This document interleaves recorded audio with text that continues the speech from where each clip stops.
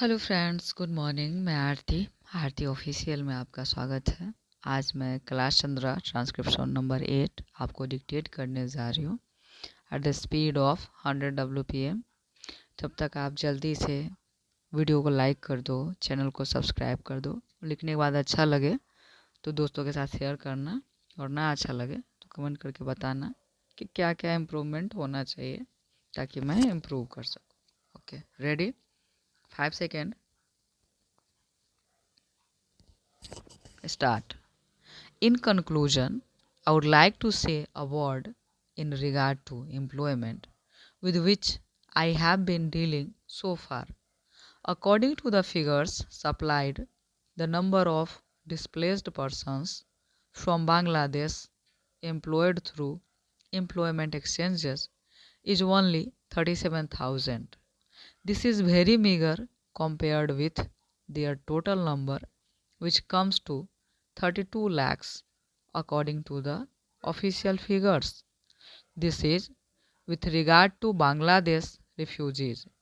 The number of displaced persons from Pakistan employed through employment exchanges is not very encouraging, but still it is 75,000.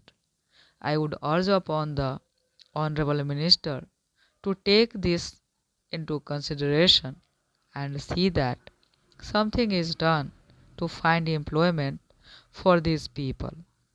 Of course, there is some expenditure incurred on general education and vocational training. But when we look at the number of persons who have been given vocational training, we find that the number already trained and under training is only 17,000. This figure also seems to be very small considering the magnitude of the problem before us. Some programs of general improvement have been undertaken by the government of West Bengal by way of setting up new industries, etc. These programs should be looked into and put into operation with a view to giving more employment to these displaced persons. Within the limited time at my disposal, I shall limit my remarks to refugees from Bangladesh. The first thing which strikes one as one looks at the various brochures and publications that have been given to us is the amount of contradiction one has to battle against. The first contradiction is in regard to the number of persons government think they have rehabilitated in West Bengal. Granting that it is difficult to make a final assessment of the number of refugees who have come from Bangladesh, it is still true to say that at least there should be some sort of parity between what the Union Ministry says and what the West Bengal Rehabilitation Ministry says. Only a few days ago, the West Bengal Minister of Rehabilitation said that there are 22 lakhs of refugees who have to be rehabilitated, but the central government's figures are 31 lakhs. Unless the government know the number of people they have to budget for, it is rather bewildering to know how they mean to plan in bringing about their rehabilitation.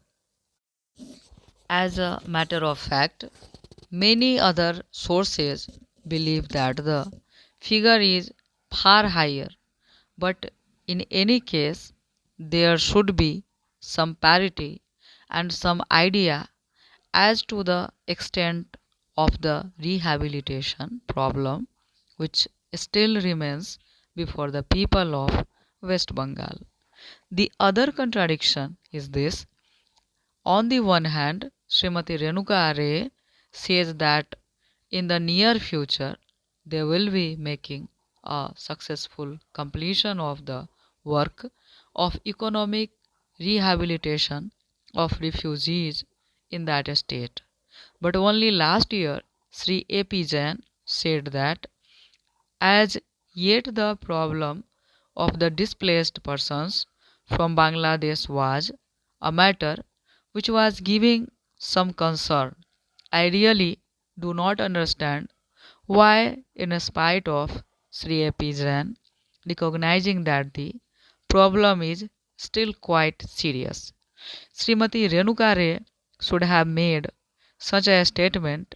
Yet, when we heard the Honorable Finance Minister, we find that there has been a big shortfall in rehabilitation budget.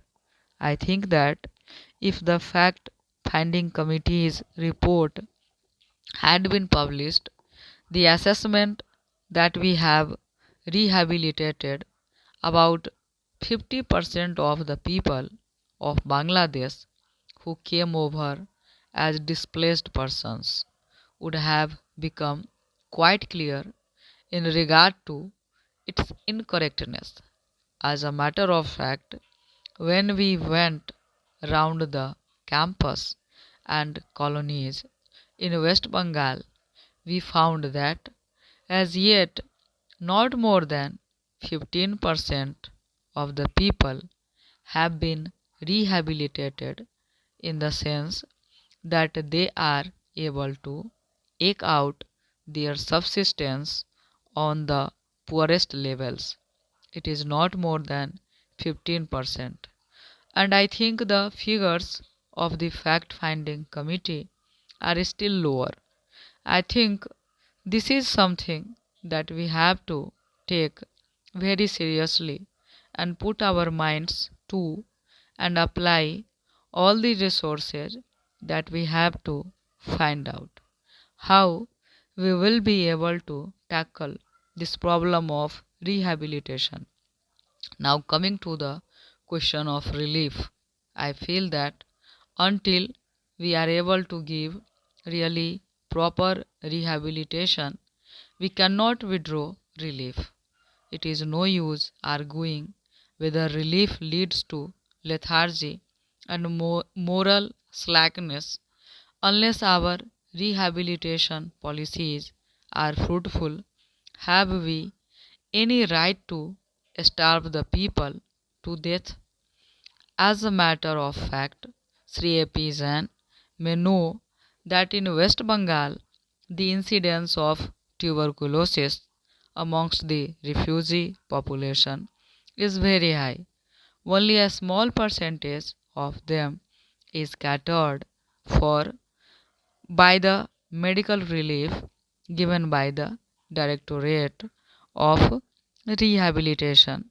If I am to tell you the tragic fate of the refugees in West Bengal, I would refer you to a report which appeared in February 1954. Stop.